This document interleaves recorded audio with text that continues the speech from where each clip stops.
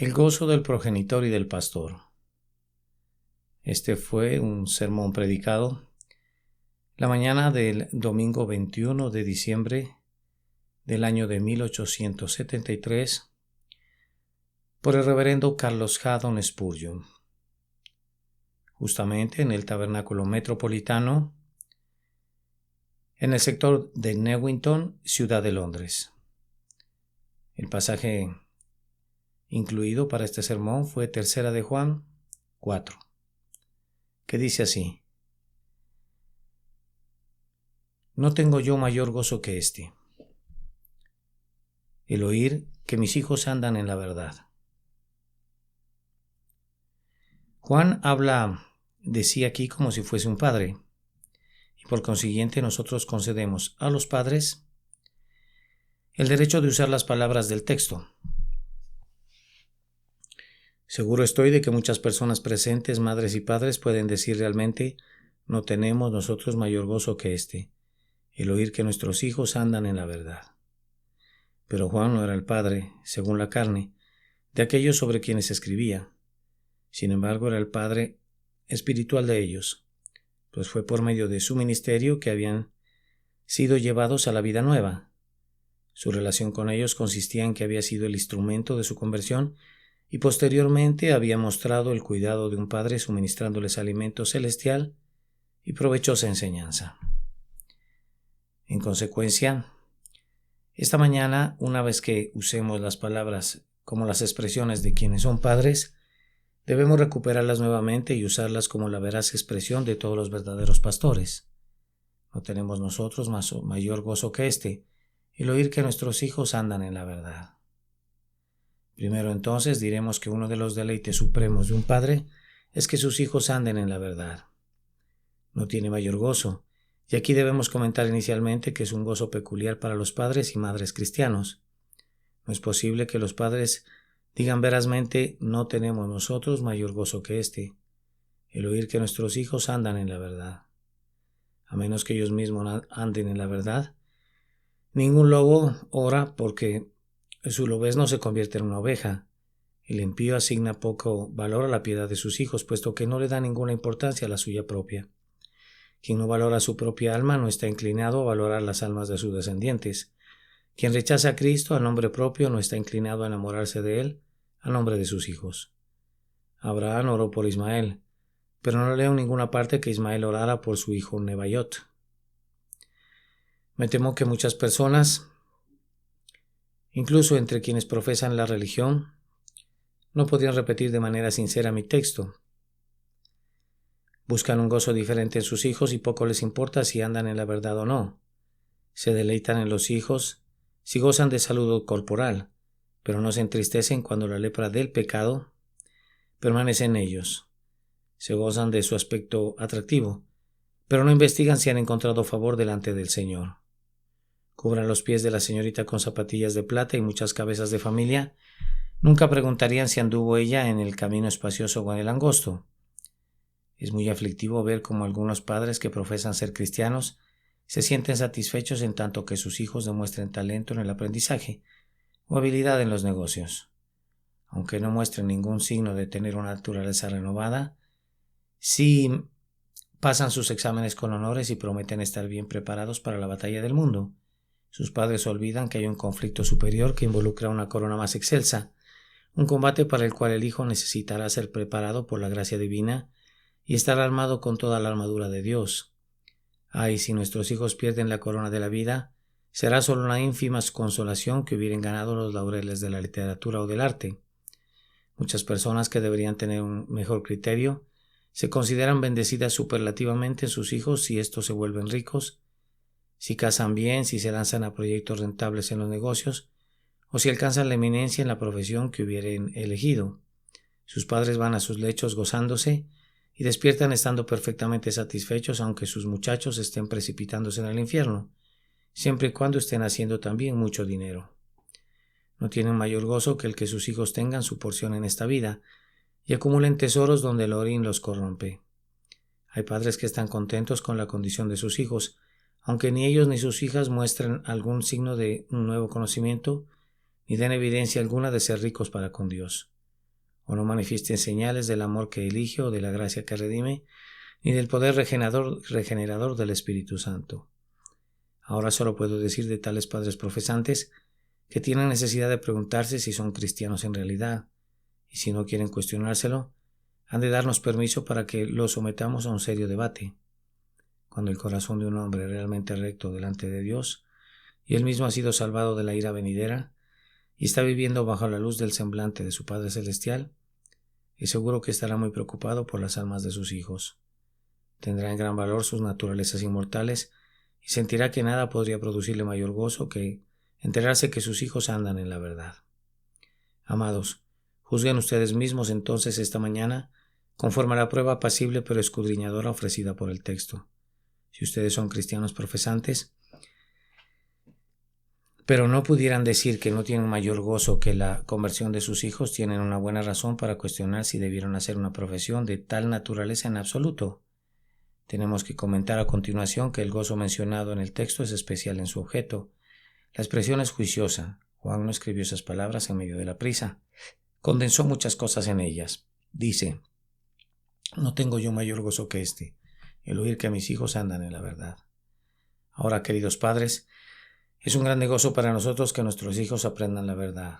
Yo espero que no permitan que ni un solo de ellos crezca y abandone el techo del hogar, sin haber conocido las doctrinas del Evangelio, sin haber conocido la vida de Cristo y los grandiosos preceptos de la Escritura, sin haber obtenido un entendimiento tan claro como fuese posible de los grandes principios y del plan de la salvación que les fueron proporcionados por ustedes.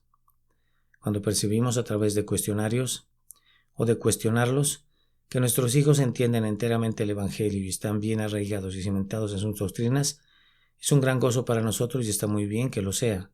Sin embargo, es un gozo mucho mayor cuando esos mismos hijos sienten la verdad, pues nosotros podríamos conocerla y perecer a menos que hubiéramos sentido su poder interior. Progenitor, ¿no estaba alegre tu corazón cuando viste por primera vez las lágrimas del arrepentimiento en el ojo de tu hija? ¿No te produjo regocijo cuando tu hijo pudo decir: papá, estoy convencido de que he creído y soy salvo por la gracia de Dios? Si es un gozo mayor que los hijos sientan el poder de la verdad, ¿a qué simplemente conozcan el texto de esta verdad? Yo espero que ninguno de ustedes esté contento a pesar de ser privado de tal gozo. Todo padre debería tener la santa ambición que toda su casa sea renovada por el Espíritu Santo. Es un gran gozo para nosotros cuando nuestros hijos profesan que sienten la verdad, cuando habiendo conocido y sentido la verdad tienen por fin el valor de decir: queremos unirnos al pueblo de Dios, pues estamos convencidos de que pertenecemos a Él. Oh feliz, ¿cuál día de bodas es aquel día en que el progenitor contempla a su hijo siendo entregado al pueblo de Dios, habiendo dado primero su corazón al Cristo de Dios?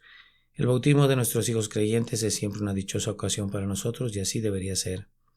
Nuestros padres, antes que nosotros, magnificaron al Señor cuando nos oyeron decir: estamos del lado del Señor, y no podemos sino agradecer abundantemente cuando nos es concedido el mismo privilegio en las personas de nuestros hijos. Pero, amados, hay ansiedad en torno a todo esto. Cuando ustedes enseñan a sus hijos, hay el temor de que tal vez no aprenderán provechosamente. Cuando sienten, hay todavía el miedo de que pudiera ser un mero sentimiento y de que fuera la obra de la naturaleza y no la obra del Espíritu de Dios, y aun cuando profesan que son del Señor, permanece todavía la solemne pregunta: ¿durará esta profesión? ¿Serán capaces de sostenerla y ser fieles a la fe hasta la última hora de la vida? Pero el gozo del texto es más excelso que estos tres, aunque estos tienen que tomar precedencia y generarlo. No tengo yo mayor gozo que este, el oír que mis hijos andan en la verdad. Ahí está el punto: su religión práctica, su evidente ejemplificación del poder del Evangelio en sus vidas. Esto demuestra que la enseñanza fue bien recibida, que el sentimiento no fue pura excitación, que la profesión no fue una falsedad o un error, sino que fue hecha verazmente. Cuán grande bienaventuranza sería para nosotros ver crecer a nuestros hijos y verlos andar en la verdad con integridad, prudencia, rectitud y gracia, y contemplar que nuestras hijas brotan en toda su donosura, hermosas con el adorno de un espíritu manso y tranquilo, decorosas en sus hogares mientras están con nosotros, o en sus nuevos hogares que crecen rápidamente alrededor. Modelos de todo lo que es tierno, agraciado, amable y verdadero. No tengo yo mayor gozo, dice Juan, y ciertamente todos ustedes a quienes este gozo les ha sido otorgado pueden decir: amén, amén, así es. El gozo que tenemos delante de nosotros tiene, por tanto, un dueño especial y un objeto especial. Es un gozo saludable, amados, al que podemos entregarnos a plenitud sin el menor temor, pues es superior en su carácter a todos los goces terrenales. No demasiado es una buena regla para todo aquello que tenga que ver con el tiempo, pero a este gozo en el andar en la verdad de nuestros hijos podemos entregarnos tanto como queramos, pues primero es un gozo espiritual y por tanto es un gozo de orden superior. No nos gozamos a plenitud en las cosas que son vistas por el ojo y oídas por el oído, pues estas son cosas de la carne que se deteriorarán, tal como el vestido que es comido por la polilla y el metal que es devorado por el orín. Nos deleitamos en la obra del Espíritu de Dios, una obra que permanecerá cuando este mundo haya pasado. Ana tenía algún gozo en la nueva túnica pequeña que hacía cada año para el pequeño Samuel, pero tuvo un deleite mucho más excelso en su nuevo corazón que se mostró pronto por medio de sus acciones. Si nuestro hijo es promovido para ser un rey, eso podría causarnos algún deleite. Pero ver que nuestros hijos son hechos príncipes en toda la tierra, de acuerdo a aquella antigua promesa, sería por mucho un deleite más divino. Regocíjense en ellos, entonces sin temblar, pues el gozo espiritual no intoxica nunca. Tal gozo brota del amor a Dios y es por tanto encomiable. Nos deleita ver a nuestros hijos convertidos porque amamos a Dios. Por amor a Él, por medio de su gracia, nos entregamos a Él, y ahora en años posteriores el mismo amor nos impulsa a presentar a nuestros hijos. Así como Barzillai le rogó a David en su ancianidad que aceptara el servicio personal de su hijo Kinam. Así quisiéramos nosotros, cuando nuestra propia fuerza decline, presentar a nuestros vástagos al Señor para que ellos suplan nuestra falta de servicio. Hemos dicho, si tuviera 10,000 millares de lenguas, ni una sola permanecería callada. Si tuviera 10,000 millares de corazones, te los daría todos a ti. Ahora, como solo tenemos una lengua propia, estamos intensamente decididos a que las lenguas de nuestros hijos proclamen las alabanzas del Salvador. Nosotros no tenemos otra vida en la tierra que pudiéramos llamar propia, pero acá hay vidas que el Señor nos ha dado y nos deleita que Él las tenga para sí. Clamamos, Señor, toma la vida de este hijo y haz que toda ella sea gastada en tu servicio, desde los más tempranos días hasta que los cabellos grises adornen su sien. Es como el viejo soldado que viene a su rey y le dice, me he gastado estando a tu servicio, pero tú eres tan buen monarca que he traído a mi hijo para que te sirva desde su juventud, que tome el lugar de su padre y que le exceda en valor y en capacidad de servir a su rey y a su país. Ahora, cuando nuestros hijos andan en la verdad y en el amor de Dios, nos alegra que otro corazón sea consagrado a su servicio. Bien podemos regocijarnos en la salvación y en la santificación de nuestros hijos y de nuestras hijas, porque esta es la manera en que el reino de Cristo ha de ser extendido en el mundo. La mano que ha sostenido el estandarte en alto en medio de la furia de la guerra queda paralizada por fin en la muerte. Feliz es el portaestandarte que con ojos moribundos puede ver que su hijo pasa al frente para coger el asta y mantener el estandarte ondeando todavía sobre el ejército. Feliz Abraham de ser seguido por un Isaac. Feliz David de haber sucedido por un Salomón. Feliz Loida de tener a Eunice como hija y feliz Eunice de tener a Timoteo por hijo. Esta es la sucesión apostólica en la que creemos y por la que oramos. En los años venideros, ¿cómo habremos de ver una simiente de piedad floreciendo en la tierra y el mundo siendo conquistado para Cristo? Pues lo veremos por medio de los jóvenes de Israel. Nosotros estaremos durmiendo en paz bajo el verde césped del cementerio. Nosotros estaremos durmiendo en paz bajo el verde césped del cementerio. Otras voces serán oídas en medio de las asambleas de los santos, y otros hombros transportarán el arca del Señor a través del desierto. ¿Dónde están nuestros sucesores? ¿De dónde vendrán esas voces sucesoras? ¿Y de dónde provendrán esos indispensables hombres vigorosos? Más bien, hombros vigorosos.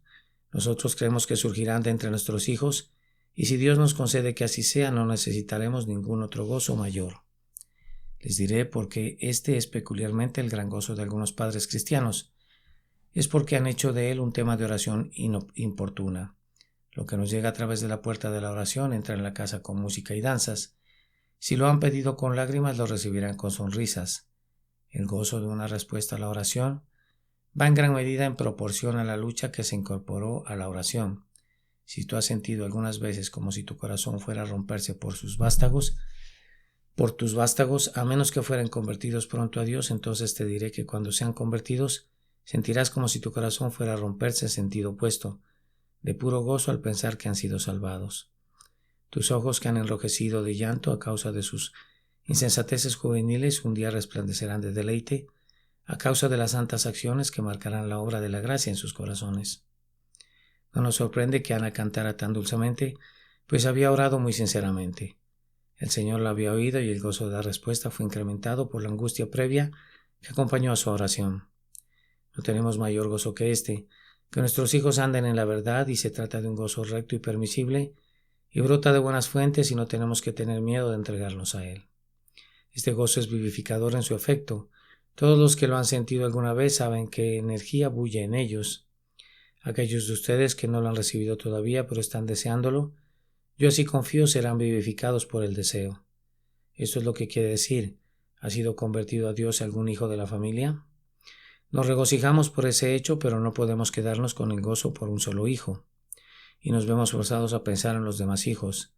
Si le agradó a Dios llamar a la mitad de su hogar a la salvación, hay hambre y sed en el corazón de los padres por más de ese grato deleite, y ese padre clama: Señor, que todos sean llevados adentro y no se quede ninguno afuera.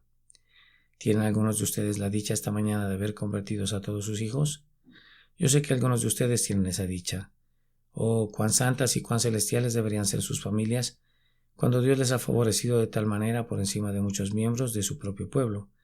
Sean muy agradecidos y al tiempo que están gozosos, arrojen la corona de su gozo a los pies del Salvador, y si tienen ahora una iglesia en su hogar, mantengan la ordenanza de la adoración familiar con el mayor celo y santidad, y oren por otros para que el Señor de igual manera los visite también.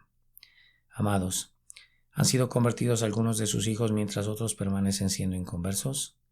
Entonces los exhorto a lo que el Señor ha hecho ya por algunos. Les dé ánimo en relación a los demás.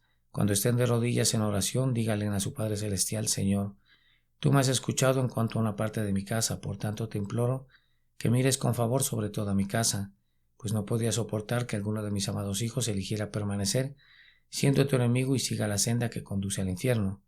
Tú me has alegrado mucho con la plena creencia que una porción de mis seres queridos anda en la verdad, pero estoy triste porque puedo ver por la conducta de otros que su corazón no ha sido cambiado y por tanto no guardan tus estatutos. Señor, haz que toda mi casa coma del Cordero Pascual y que salgan de Egipto conmigo por medio de tu gracia. Yo estoy seguro de que así es como se sienten amados, pues todo verdadero cristiano anhela ver que todos sus hijos sean llamados por el Señor. Supongan que se nos dijera que un hijo de nuestra familia habrá de perderse y que nos hemos de ver obligados a hacer la terrible elección de aquel que debe ser desechado. Nunca podríamos llevarlo a cabo, ya que sería una tarea demasiado terrible. Dios nunca decretaría tal miseria para nosotros. Nos hemos enterado de una pobre familia irlandesa que iba a bordo de un barco y que era muy numerosa y muy necesitada, y un amable amigo le propuso al padre de familia que renunciara enteramente a uno de sus pequeñitos para adoptarlo y proveerlo de alimentos y ropa. Debía renunciar enteramente a él y no le vería nunca más, ni podía ser reclamado en el futuro como propio, y los padres tenían que hacer la selección. Es una larga historia, pero ustedes podrán imaginarse cómo progresaría la discusión entre los padres. Obviamente no podían renunciar al mayor por la sencilla razón de que era el primogénito. El segundo era muy semejante a la madre y el tercero era demasiado débil y enfermizo para verse privado del cuidado de una madre. Así que las excusas prosiguieron y recorrieron a toda la familia hasta llegar al último, y nadie se atrevió ni siquiera a sugerir que la madre se privara de su amado hijo. No podían separarse de ningún hijo, preferían morir de hambre todos juntos que renunciar a alguno de los hijos. Ahora yo estoy seguro de que si el simple hecho de dar a un hijo en adopción a un amable amigo sería algo muy doloroso, y no podíamos llegar a ninguna decisión en cuanto a quién daríamos en adopción, seríamos mucho menos capaces de ceder a un hijo amado a la destrucción eterna. Dios no quiera que ni siquiera soñemos con algo así. Clamaríamos día y noche: no, Señor, no podemos verlos morir. Sálvalos, te lo imploramos. Casi podíamos emular el espíritu de Moisés: borra mi nombre del libro de la vida antes que mis hijos sean réprobos. Sálvalos, Señor, salva a cada uno de ellos sin excepción, sálvalos por tu misericordia. No deberíamos establecer diferencias en nuestras oraciones entre un hijo y otro. Ahora estoy seguro de que haríamos muy bien teniendo tales deseos y emociones. Estaríamos muy equivocados si fuéramos capaces de sentarnos y contemplar la ruina eterna de nuestros propios vástagos con quieta indiferencia. Dios Los ha convertido en padres y él no espera que actúen de otra manera que la requerida por las relaciones paternas. Aquello que sería antinatural no puede estar bien. Como un padre también, el Señor anhela vivamente a sus hijos descarriados y nunca podría estar molesto con nosotros si hacemos lo mismo. En ninguna parte te encuentras con reproches al amor natural de los padres a menos que disimule el pecado, incluso la amarga lamentación de David. Hijo mío, Absalón, ¿quién me diera que muriera yo en lugar de ti? Absalón, hijo mío, hijo mío. No es censurada por el Señor, tampoco le vemos reprochado a Abraham por decir, ojalá Ismael viva delante de ti. Estos deseos son tan conscientes con los instintos naturales que él mismo ha implantado que incluso si no son concedidos siempre, nunca son reprendidos. Aun si nuestro hijo se convirtiera en un Esaú o en un Ismael o en un Absalón, las oraciones del padre por ese hijo no están prohibidas. ¿Cómo podrían estarlo? No tengan miedo en ningún momento cuando están pidiendo por las almas de sus hijos. Sean importunos, sean vehementes, sean denodados, no por la vida del hijo, pues eso han de dejarlo en manos de Dios, no por la salud del hijo, pues pueden considerar eso un asunto secundario, sino por el alma del hijo. No escatimen en esto y luchen tan denodadamente como quieran y digan, no te dejaré si no bendices a mis hijos, a cada uno de ellos. Su estado irredento es mi más profunda aflicción. Oh Señor, te pido que te dignes rescatarlos de ese estado. Además, este excelso gozo del que hemos hablado es muy solemne en su entorno, pues involucra esta alternativa. ¿Qué pasa si mis hijos no andan en la verdad? Bien, eso significa para nosotros muchas aflicciones en esta vida, noches de desvelo y días de ansiedad. He visto hombres buenos y grandes hombres aplastados bajo el problema diario causado por sus hijos. Los hijos, dijo alguien, son bendiciones dudosas y estaban cerca de la verdad. Son bendiciones y pueden ser convertidos por Dios en las más selectas bendiciones. Pero si creen y llegan a ser disolutos impuros, impíos, harán sangrar nuestros corazones. Cuanto más agudo que el colmillo de una serpiente es tener un hijo ingrato. Ninguna cruz es tan pesada de llevar como una cruz viviente. A la par de una mujer que está ligada a un esposo impío o de un hombre que está uncido desigualmente a una esposa desprovista de la gracia, compadezco al padre cuyos hijos no andan en la verdad, aunque él mismo sea un cristiano ferviente. ¿Ha de ser siempre así que el padre asista a la casa de Dios y su hijo a la cantina? ¿Cantará el padre entre los cánticos o los cánticos de Sión y el hijo y la hija entonarán las baladas de Belial?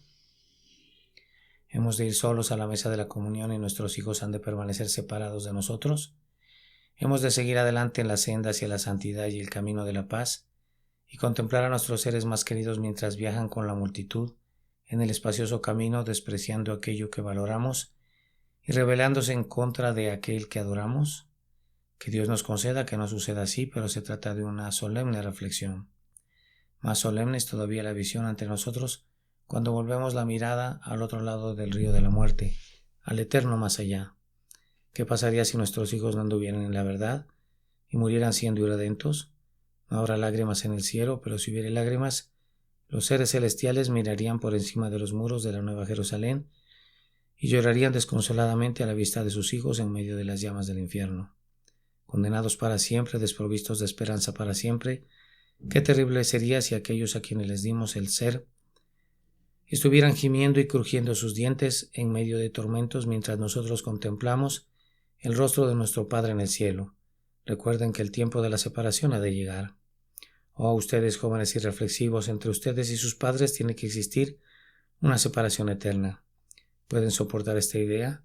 Tal vez sus padres dejaran primero este mundo, o que su partida pudiera tocar sus conciencias y llevarlos a seguirlos al cielo.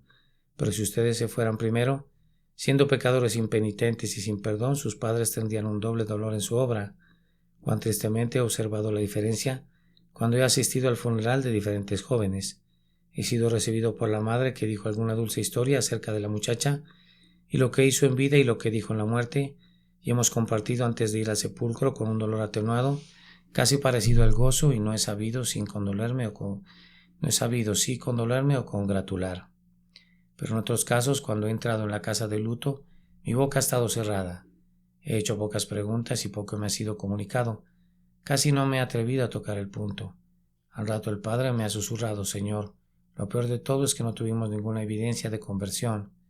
Nos habríamos separado alegremente del ser querido si hubiéramos podido tener alguna muestra positiva.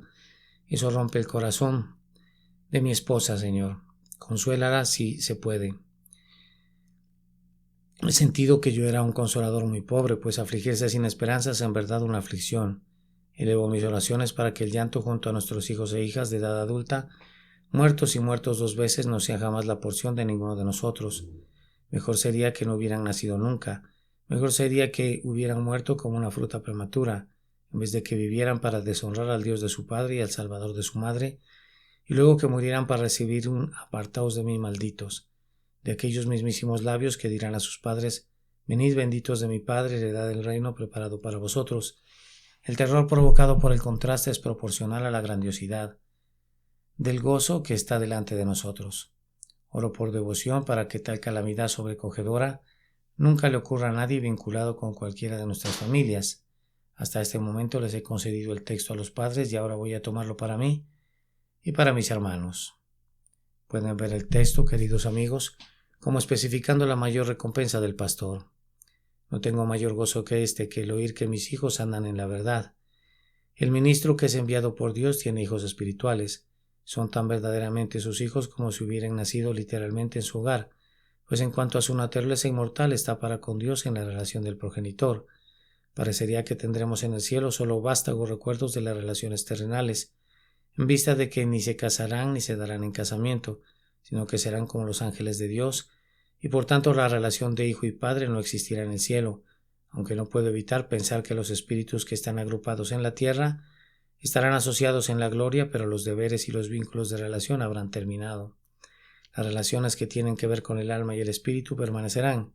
Puede ser que no mire en el cielo a mis hijos como a mis hijos, pero he de reconocer a muchos de ustedes como son, pues es a través de su alma, o más bien de su espíritu nacido de nuevo, que estoy relacionado con ustedes. Ningún ministro ha de quedarse tranquilo a menos que vea que su ministerio produce efectivamente fruto, y que hombres y mujeres nacen para Dios por la predicación de la palabra. Con este fin somos enviados a ustedes no para ayudarles a pasar los domingos respetablemente, no para tranquilizar sus conciencias conduciendo la adoración al nombre de ustedes. No, señores, los ministros son enviados al mundo para un propósito más elevado, y si sus almas no son salvadas, hemos laborado en vano en lo que concierne a ustedes. Si en las manos de Dios no somos utilizados como los instrumentos de su nuevo nacimiento, nuestro sermón e instrucciones habrían sido un mero desperdicio de esfuerzo y su atención a los mensajes habría sido un mero desperdicio de tiempo para ustedes, si no es que algo peor. Lo grandioso es ver hijos nacidos para Dios. De aquí que todo predicador anhela ser capaz de hablar acerca de hijos e hijas espirituales. Juan así lo anhelaba. El predicador conoce con frecuencia quiénes son sus hijos. Juan los conocía, de lo contrario no habría podido hablar de ellos como mis hijos, y no habría podido tener gozo en ellos como sus hijos.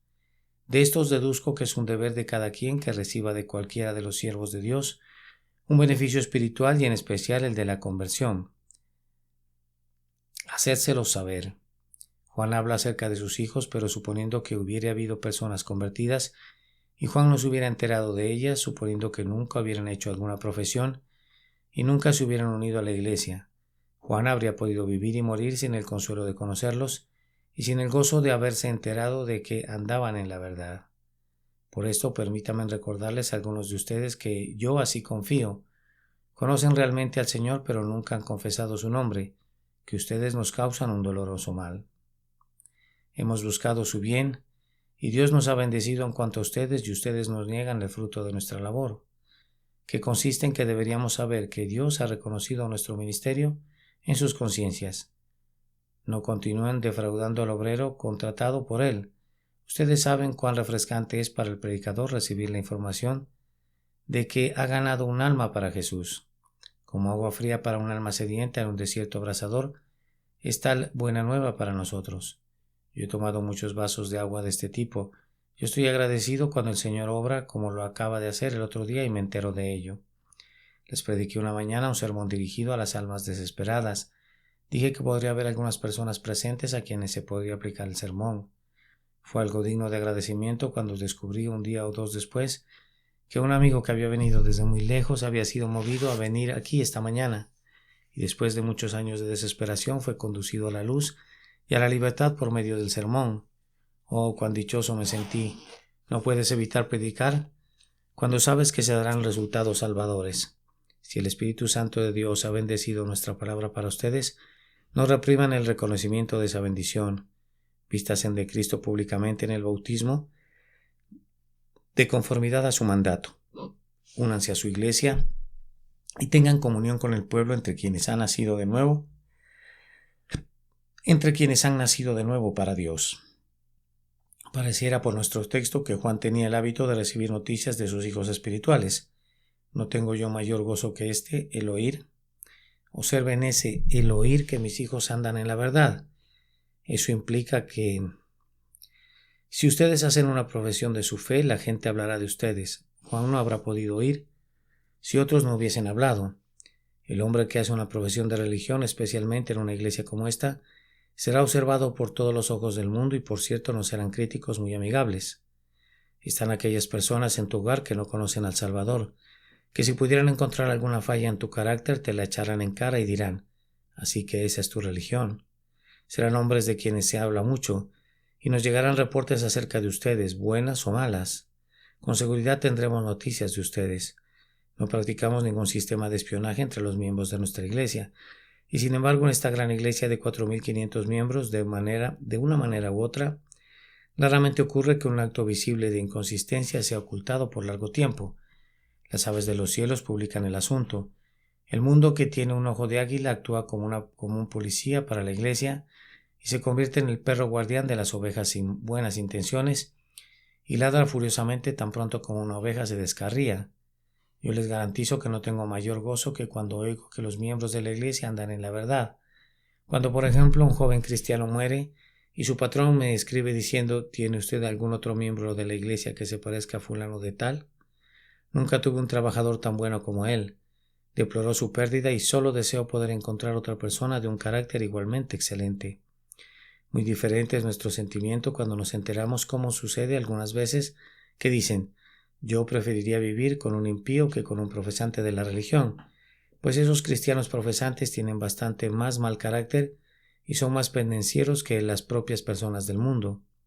Es una vergüenza para cualquier persona que provoca que el mundo haga justamente esos comentarios tan negativos. Nuestro gozo es que hay otras personas contra quienes no se puede presentar justamente ninguna acusación en su contra. Ustedes notaron que el apóstol Pablo habla de que andan. El mundo no podía reportar sus oraciones privadas ni sus emociones interiores. El mundo solo puede hablar de lo que ve y entiende. Así que Juan oyó de su andar, de su carácter y de su comportamiento público. Tengan cuidado con sus vidas privadas. Hermanos míos, y yo creo que sus vidas públicas con seguridad serán rectas. Pero recuerden que es de su vida pública de la que dependerá mucho el veredicto del mundo. Por tanto, vigilen sus pasos, sus acciones y sus palabras para que no se desvíen de la verdad en ninguna medida. ¿Qué es andar en la verdad? ¿No es andar en la verdad?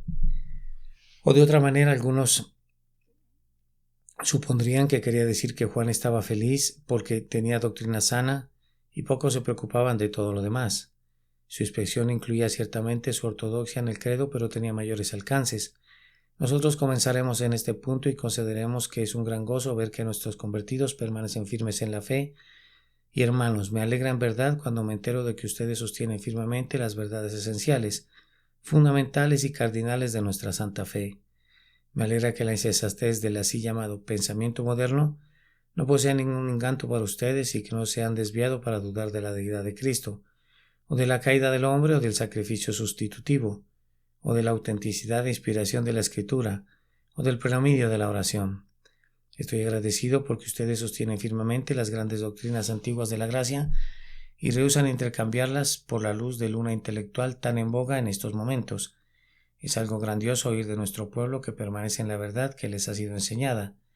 Pero andar en la verdad quiere decir a veces algo más. Significa una acción consistente con la verdad.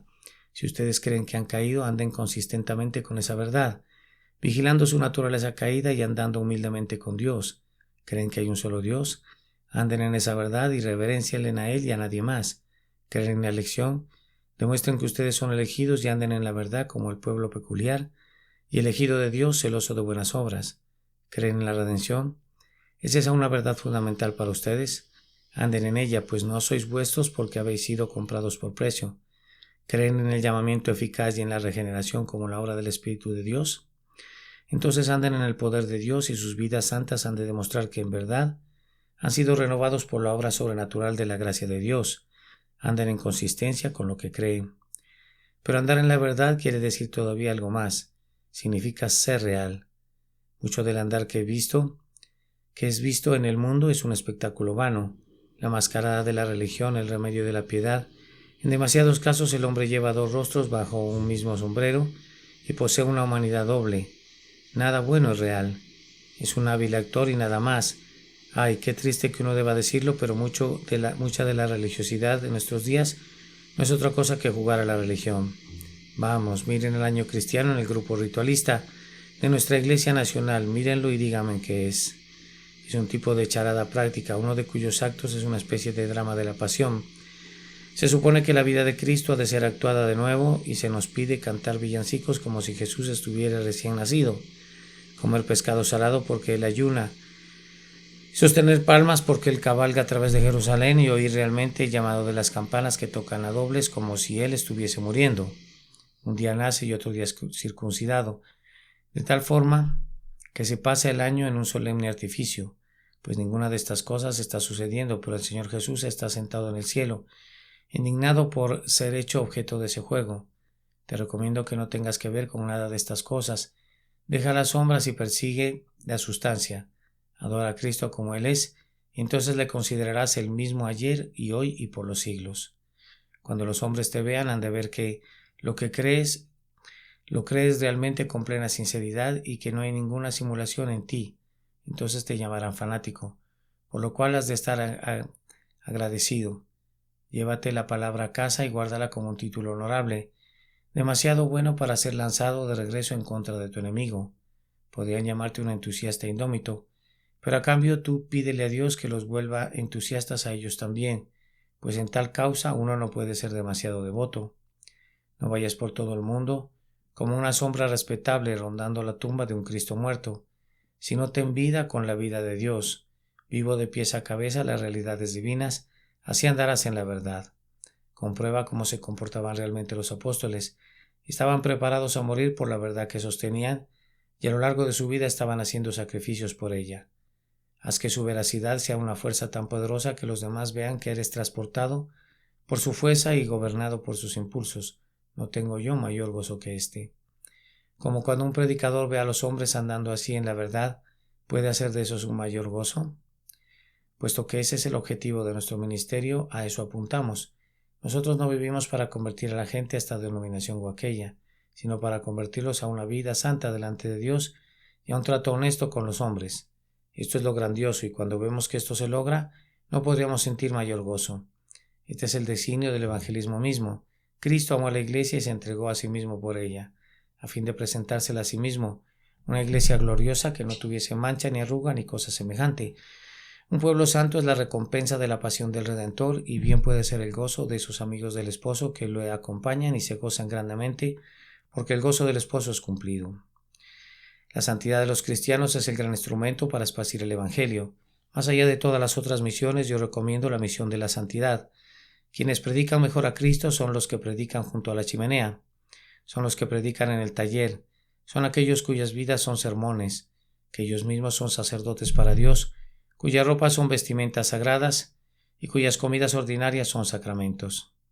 Denos un pueblo santo y consagrado y ganaremos, pues estas son las legiones omnipotentes con las que el mundo será conquistado para Cristo. Nosotros nos gozamos en un pueblo santo porque glorifica a Dios. Los meros profesantes no lo hacen, los profesantes inconsistentes deshonran a Dios, de quienes les digo, incluso llorando, que son los enemigos de la cruz de Cristo. Un pueblo que anda en la verdad corona la cabeza de Jesús. Fuerzan incluso a los blasfemos a callar sus bocas, pues cuando ven a estos hombres y mujeres santos, no pueden decir nada en contra del Evangelio que produce tales personalidades. Amados, si aman a su pastor, si aman a la Biblia, si aman el Evangelio, si aman a Cristo, si aman a Dios, sean un pueblo santo. Ustedes que profesan ser salvos, sean veraces, vigilen.